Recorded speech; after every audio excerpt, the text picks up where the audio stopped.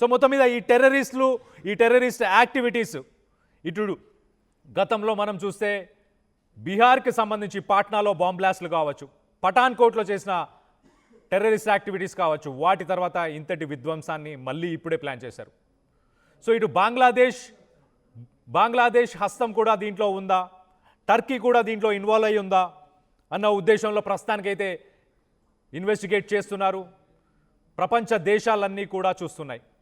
పాకిస్తాన్ తన ఉనికిని చాటుకోవడానికి డైరెక్ట్గా ఇండియాని ఎదుర్కోలేని పరిస్థితి. ప్రస్తుతానికి అమెరికా పాకిస్తాన్కి ఎంతో సపోర్ట్ చేస్తుంది. ఇటు చైనాతో కూడా మంచి రిలేషన్ మెయింటైన్ చేస్తుంది పాకిస్తాన్. కానీ డైరెక్ట్గా ఇండియాతో అది ఇన్వాల్వ్ అయితే వార్లో ప్రపంచ దేశాలన్నీ చూస్తాయి కాబట్టి అది డైరెక్ట్గా ఇన్వాల్వ్ అవ్వలేక పాకిస్తాన్ ఇటు కశ్మీర్పై తనకు ఉన్న పట్టుని, తనకున్న అధికారాన్ని చూపించుకోవడానికి ఈ టెర్రరిస్ట్ మూకలని ఎప్పటికప్పుడు ఇండియాకి పంపించడం, విధ్వంసాన్ని సృష్టించే ప్రయత్నం చేయడం. కానీ భారత ప్రభుత్వం కానీ మన ఆర్మీ కానీ దీన్ని ఎదుర్కొంటూనే వస్తున్నారు. శ్రీనగర్ లాంటి ప్లేసెస్లో, జమ్మూ అండ్ కాశ్మీర్ కానీ, శ్రీనగర్ కానీ ఇలాంటి చోట్లలో టెర్రరిస్టులకు సంబంధించిన పోస్టర్స్ ఎప్పుడు కనిపిస్తూనే ఉంటాయి. పబ్లిక్ ప్లేసెస్లో భారత ప్రభుత్వానికి ఎగనెస్ట్గా కావచ్చు, ఆర్మీకి ఎగనెస్ట్గా అక్కడ పోస్టర్స్ పెడుతూనే వస్తుంటారు. అలాంటి పోస్టర్స్ని చూసి అక్టోబర్ 19న అక్కడున్న ఆర్మీ ఎస్ఎస్పి దాన్ని సీరియస్గా తీసుకున్నాడు. నా ఏరియాలో ఇలాంటి పోస్టర్స్ ఎలా వచ్చాయని ఎంక్వైరీ చేశాడు. ఆ రోజు రాత్రి ముగ్గురిని ఆయన రిమాండ్కి తీసుకున్నాడు. అక్కడి నుంచి చిట్టా లాగితే 10 మంది టెర్రరిస్టులు, 10 మందిలో 9 మంది దొరికారు. ఈ ఒక్కడు మాత్రం ఉమర్ నబీ మాత్రమే తప్పించుకున్నాడు. వీడు తప్పించుకున్నాడు కాబట్టి ఆ విధ్వంసం ఢిల్లీకి మాత్రమే పరిమితమైంది. మిగతా నగరాల్లో కూడా ప్లాన్ చేసి ఉంటారని చెప్పేసి ఇప్పటికైతే ఇన్ఫర్మేషన్ ఉంది. 32 లొకేషన్స్లో టెర్రరిస్టులు బాంబ్ బ్లాస్ట్లను ప్లాన్ చేశారు. దయచేసి ప్రజలందరూ అప్రమత్తంగా ఉండాలి. ప్రజలు పబ్లిక్ ప్లేసెస్లో ఎవరైనా కార్ పార్క్ చేసి వదిలేసినా కానీ, దయచేసి టూరిస్ట్ ప్లేసెస్, దయచేసి కుప్పలు తెప్పలుగా ఎక్కడికైనా వెళ్ళకండి. ఏ ఈవెంట్స్ జరుగుతున్నా, సోషల్ ఈవెంట్స్ జరుగుతున్నా దయచేసి వెళ్ళకుండా ఉండే ప్రయత్నం చేయండి. ఈ మధ్యకాలంలో పబ్లిక్ గ్యాదరింగ్స్ ఎక్కడ జరుగుతున్నాయో ఆ ప్లేసెస్నే ఎక్కువ శాతం టెర్రరిస్టులు టార్గెట్ చేస్తున్నారు. దానికి ఇదే నిదర్శనం.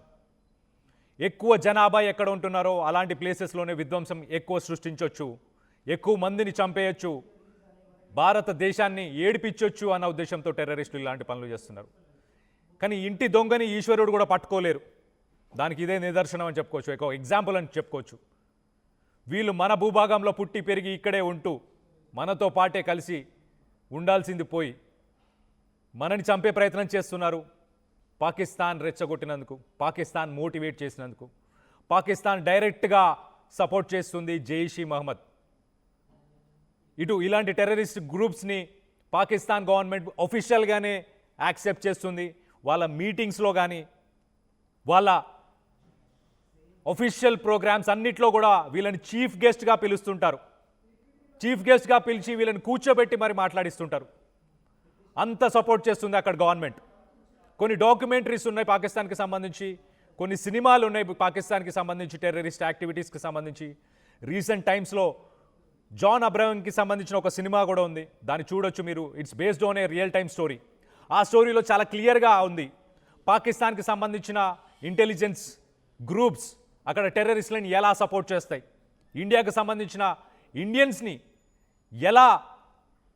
ఇండియాకు సంబంధించిన మహిళలని ఎలా కిడ్నాప్ చేస్తారు. వివిధ దేశాల్లో ఉన్న మహిళలని ఇండియాకు సంబంధించిన వాళ్ళు ఇటు పాకిస్తాన్, ఇటు దుబాయ్లో కానీ, మలేషియా కానీ మిగతా కంట్రీస్లో ఉన్నప్పుడు వాళ్ళని ఎలా ట్రాప్ చేసి పాకిస్తాన్కి తీసుకెళ్ళి వాళ్ళని ఎలా టార్చర్ చేస్తారు. అవి రియల్ లైఫ్ ఇన్సిడెంట్స్ని బేస్ చేసుకొని ఉన్నాయి. అలాంటి సినిమాలు చూస్తే మీకు అక్కడ రియాలిటీ తెలుస్తుంది. అక్కడ మహిళని ఎలా చూస్తారనేది కూడా తెలుస్తుంది.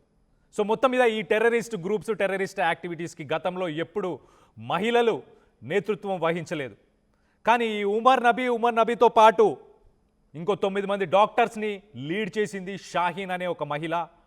ఈ 10 మందిలో ఆమెనే అందరికంటే ఏజ్ ఉన్నాయమా, దాదాపు 50 ఏళ్లకు పైగా వయసు ఉంటుంది. అంత మైండ్, క్రిమినల్ మైండ్ అంటే అర్థం చేసుకోండి. ఒక మహిళ ఈసారి ఇన్వాల్వ్ అయిందంటే టెర్రరిస్ట్ గ్రూప్స్ని కొత్త స్ట్రాటజీస్తో ముందుకు వస్తున్నాయి. ఇటు ఎడ్యుకేటెడ్ ఒక డాక్టర్, ఎండి చదువుకున్న వాళ్ళందరినీ కూడా దీంట్లోకి ఇన్వాల్వ్ చేస్తున్నారంటే అర్థం చేసుకోండి ఏ లెవెల్ ఆఫ్ మోటివేషన్ చేసి ఉండాలి. ఏ లెవెల్ ఆఫ్ బ్రెయిన్ వాష్ చేసి ఉండాలి. సో మొత్తం మీద ఢిల్లీ బాంబ్ బ్లాస్ట్కి సంబంధించి లేటెస్ట్ అప్డేట్స్ వచ్చాయి. ఇటు బ్రెజ్జా కార్, మూడో కార్ కూడా దొరికింది. మొదటగా i20, దాని తర్వాత ఫోర్డ్ ఈకోస్పోర్ట్, మనం నిన్న మాట్లాడుకున్నాం. ఇటు ఫోర్డ్ ఈకోస్పోర్ట్ కూడా ఉంది. ఒమర్ నబీ పేరు మీదనే ఫోర్డ్ ఈకోస్పోర్ట్ ఉంది, దాన్ని ట్రేస్ చేశారు. దాని తర్వాత ఇప్పుడు బ్రెజ్జా కార్ కూడా దొరికింది. సో మిగతా నగరాల్లో కూడా ఇటు యూపీ, హర్యానా, అలాగే ఇటు జమ్మూ అండ్ కాశ్మీర్ అండ్ న్యూఢిల్లీ, ఈ రాష్ట్రాలతో పాటు మిగతా రాష్ట్రాల్లో కూడా పోలీసులందరూ ఒక్కసారి అప్రమత్తమయ్యారు.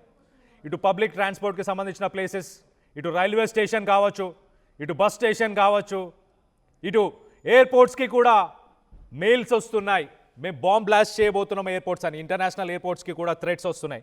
సో ప్రస్తుతానికి ఈ టెర్రరిస్ట్ యాక్టివిటీస్ రానున్న రోజుల్లో కూడా ఉండే అవకాశం ఉంది. ఈ టెర్రరిస్ట్ యాక్టివిటీస్ని గవర్నమెంట్ అయితే 100% ఇస్తూ గవర్నమెంట్ ఎదుర్కొనే ప్రయత్నం చేస్తుంది. కానీ ఇనిషియల్ లెవెల్లో వీళ్ళని ఎక్కడైతే వాట్సాప్ గ్రూప్స్లో కావచ్చు, పబ్లిక్ ప్లేసెస్లో, సోషల్ మీడియా ప్లాట్ఫామ్స్లో వీళ్ళని ఎవరైతే మోటివేట్ చేస్తున్నారో, రాడికలైజ్ చేస్తున్నారు, వీళ్ళని ప్రొవోక్ చేస్తున్నారు, ప్రొవోక్ చేసే వాళ్ళందరినీ ఆ రూట్ లెవెల్లో, గ్రాస్ రూట్ లెవెల్లో ప్రభుత్వాలు టార్గెట్ చేసి అక్కడ ఇనిషియేటివ్ తీసుకుంటే ఇలాంటి సంఘటనలు రానున్న రోజుల్లో జరగకుండా ఉండే అవకాశం ఉంటుంది. సో దీనికి సంబంధించి మరిన్ని వివరాలు తెలుసుకునే ప్రయత్నం చేద్దాం. మా ప్రతినిధి పెట్రిషా ఉంది, పెట్రిషాతో మాట్లాడి తెలుసుకునే ప్రయత్నం చేద్దాం. పెట్రిషా, చెప్పండి, what is the latest update on terrorist activities right now?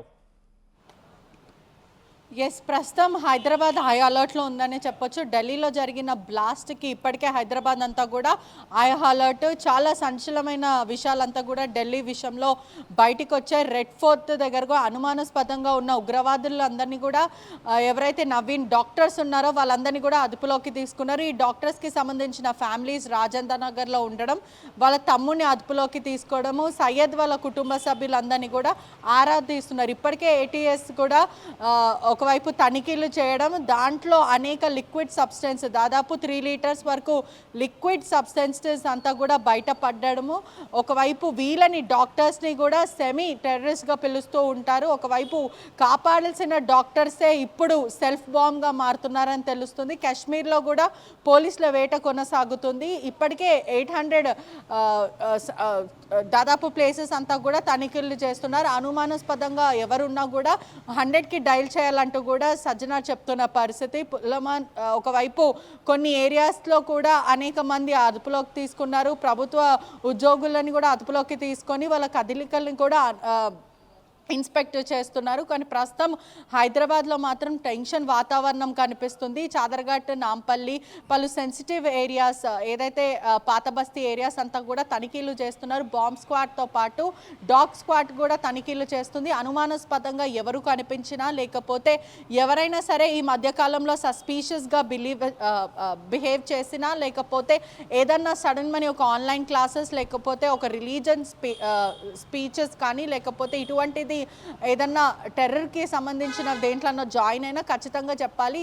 వీళ్ళందరూ కూడా ఇప్పటికే అనేక స్లీపర్ సెల్స్ హైదరాబాద్లో ఉన్నట్టు కూడా గుర్తించారు. గుంటూరు ఒకవైపు యాంటీ టెర్రరిస్ట్ స్క్వాడ్ కూడా అనేకసార్లు తనిఖీలు చేసింది. గుంటూరు స్క్వాడ్ కూడా ఇక్కడ హైదరాబాద్కు వచ్చి కూడా కొన్ని ఏరియాస్లో ఉన్న కొంతమందిని కూడా అదుపులోకి తీసుకుంది. 6 డాక్టర్స్, ఏదైతే ఢిల్లీ కేసులో బయటపడ్డ 6 డాక్టర్స్తో పాటు వాళ్ళ కుటుంబ సభ్యులు, ఇంకా ఎవరెవరు ఏ టీమ్స్తో మాట్లాడుతున్నారో, అదే కాకుండా వీళ్ళకి టెర్రర్ లింక్స్ ఎక్కడి నుంచి ఉన్నాయనే విధంగా కూడా పూర్తిగా ఆరాధిస్తున్నారు. మరోవైపు కూడా అనేక విషయాలు వెలుగులోకి వస్తున్న సిచ్యువేషన్. ప్రతి దగ్గర రైల్వే స్టేషన్స్, పెద్ద పెద్ద మాల్స్తో పాటు అనేక సికింద్రాబాద్ కానీ, నాంపల్లి, మరోవైపు కాచిగూడ రైల్వే స్టేషన్స్తో పాటు బస్ స్టాండ్స్ కూడా ప్రస్తుతం అయితే తనిఖీలు చేస్తున్నారు. ఇవంతా కూడా రద్దీ ఏరియా కాబట్టి ఎక్కడెక్కడైతే జనాలు ఎక్కువ ఉంటారో అటువంటి ఏరియాస్ అంతా కూడా తనిఖీలు చేస్తున్నారు. మొత్తం మీద హైదరాబాద్ అంతా కూడా చాలా హై అలర్ట్లో ఉంది. మరోవైపు ఏదైతే లిక్విడ్ సబ్స్టెన్సెస్ దాదాపు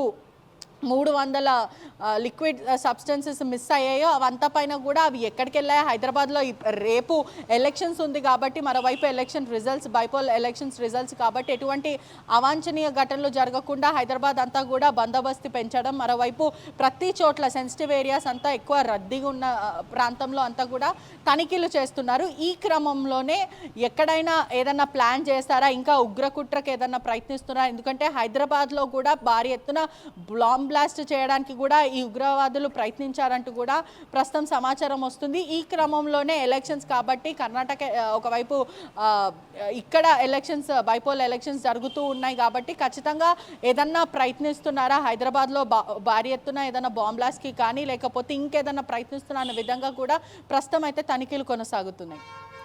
right పెట్రిషా, thanks for the latest update. ఇటు హైదరాబాద్కి సంబంధించిన టెర్రరిస్ట్ మొహియుద్దీన్ బ్రదర్ ఫరూకీ, అతను ఒక చార్మినార్కి సంబంధించిన ఒక మద్రాసాలో మౌలానాగా పనిచేస్తున్నాడు. మనం నిన్న మొన్న చూస్తే కనుక ఆయన మీడియాతో కూడా మాట్లాడాడు. మా బ్రదర్కి ఎటువంటి సమాచారం లేదు, అతన్ని ఇందులో ఇరికిస్తున్నారు అని చెప్పుకొచ్చాడు. కానీ వాస్తవానికి క్యాస్టర్ ఆయిల్, గుజరాత్లో ఏటీఎస్ యాంటీ టెర్రరిస్ట్ స్క్వాడ్కి దొరికిన క్యాస్టర్ ఆయిల్తోని వీళ్ళు బయో వెపన్ని తయారు చేద్దామని ప్లాన్ చేశారు. సో వీళ్ళు అదే బిజినెస్లో ముందు నుంచి కూడా ఉన్నారు అని చెప్పేసి ఇటు ఫరూకీ కూడా ధృవీకరించాడు. ఆ బిజినెస్లోనే ఆయిల్ బిజినెస్లోనే ఉన్నారు. ఆ ఆయిల్ని డాక్టర్ చదువుకున్న మొహియుద్దీన్ అలాగే మిగతా ఇద్దరు మెంబర్స్ గుజరాత్లో దొరికిన వాళ్ళు వీళ్ళందరూ కూడా ప్లాన్ చేశారు. అండ్ మీ అందరికీ చెప్పేది ఏంటంటే ఢిల్లీ లాంటి ప్లేసెస్లో జరిగాయి ఇన్సిడెంట్స్, హైదరాబాద్కి ఏం ఇష్యూ లేదు కదా అనుకుంటున్నారేమో.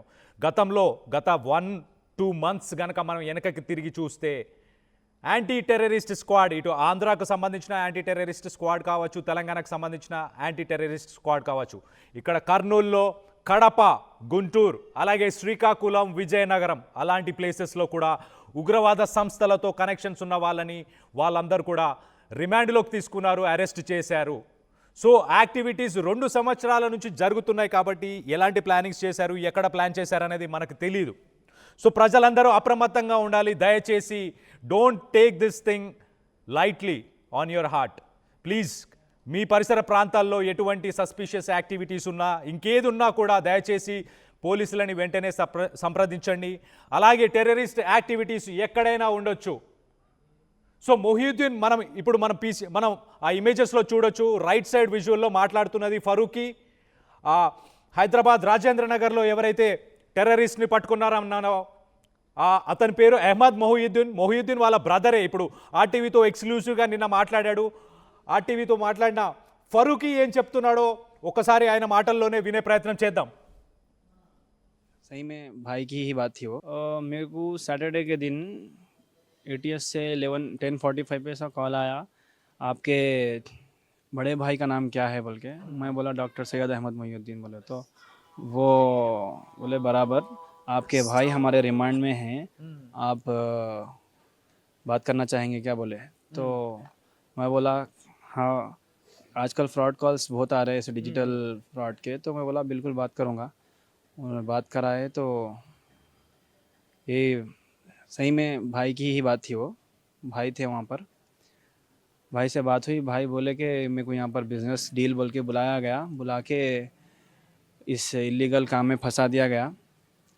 और जो भी प्रोडक्ट मंगाए, मैं प्रोडक्ट लेकर के आने के बाद मेरे को अमाउंट देते बोल के, अमाउंट वो लोग नहीं दिए बोल के, बैग में कुछ पैक्स रख के सामान दिए। मैं बोला अमाउंट कहाँ है, पैसे कहाँ हैं, तो ये पैक में अमाउंट है बोल के बोले।